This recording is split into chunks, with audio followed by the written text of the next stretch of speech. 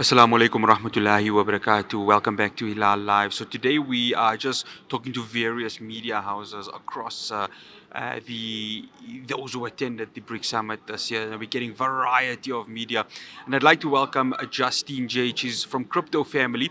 She's an Australian national living in Mexico. Justine, thank you so much for joining us and good day. Thank you. Welcome myself.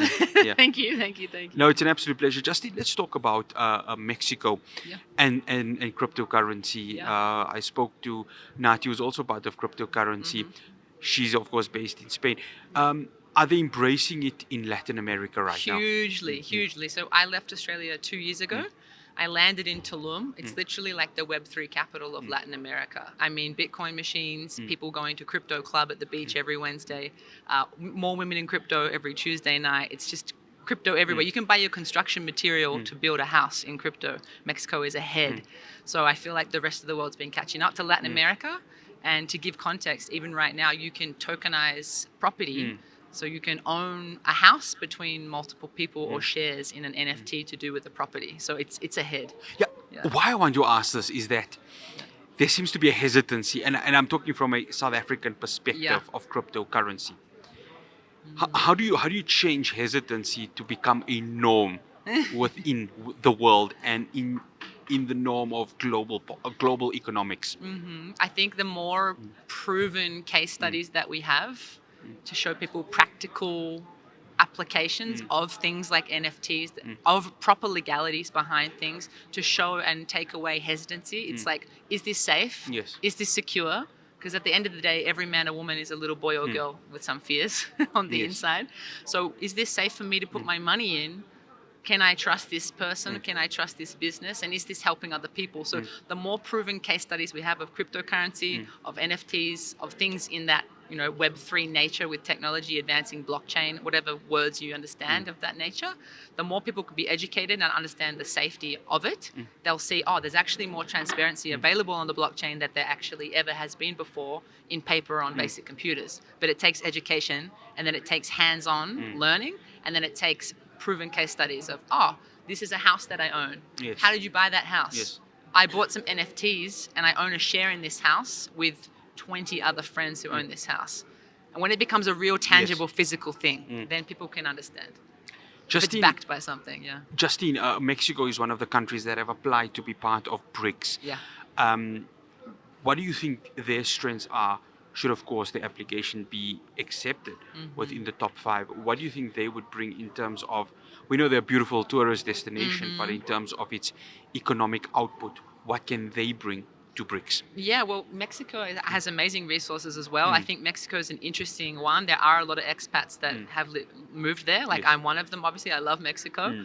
It's interesting because it's on the border with America, of course. Yes. So they have trade agreements Yes. there. They don't want to ruffle too many feathers, but they have applied to join BRICS. As So there's a far bit as of I know. volatility there between Yeah, the but two. there's Yes, volatility, yes. of course. There's walls and there's, Yes. all the history there. So I wouldn't be surprised if they join BRICS, and I don't think it would be a bad thing at all. I think, in all honesty, you've got the old powers that be, which is, America and the old falling system. And then you've got the new multipolar world, which is what BRICS represents, the rise of Africa, the rise of Latin America. Like, as an Australian, I'm excited for Africa and Latin Yes. America. That's why I left Australia. Because I think anybody that has an ounce of awareness, A, spiritual awareness, and B, economic awareness, they can tell that Australia, Canada, America, anything tied to the Queen is kind of, I would say, going down the toilet in the nicest way. Justine, the global south as we speak right now, let's just say it all goes according to plan in terms of cryptocurrency and the gold back currency, Yeah. and the one that the West are looking at and maybe trembling a little bit, the de-dollarization. Let's just say that becomes a reality. Do the West now look at the global south and say, there's something happening there, they're shaking the ground, and we need to be very, very careful in whatever is being done? Yeah, I don't think they'll go down without a fight, quote unquote, but I think it's what's happening, and I feel like it's what's already happened. It's just playing out physically now. I think all things have been signed. I think decisions have already been made personally. And I think it's a great thing for the world. I think that it might catch a lot of people by surprise. Whereas someone like me seen it coming for a long time. That's why I have left, for example, Australia. Although I love Australia, I Yes. choose to live in Latin America. I think that as things evolve during this week at the BRICS Summit, there will be a lot of announcements made that will be great about new nations that have joined or are joining.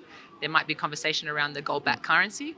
And in terms of that, in regards to cryptocurrency, having actual asset-backed things by physical, like that's the oldest standard, Yes. right? A gold-backed standard. Like Yes. anyone that understands Bitcoin understands the history of money. So, Bitcoin is amazing, but can there be a cryptocurrency backed by gold that's is behind all of BRICS? Yes.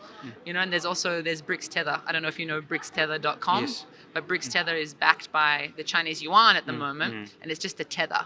So, for example, like USDT is tethered to the US dollar, right? But a lot of people know that's going down. Yes. So it's good to have an option of BRICS Tether, for example, which is tethered to the BRICS nations' currencies.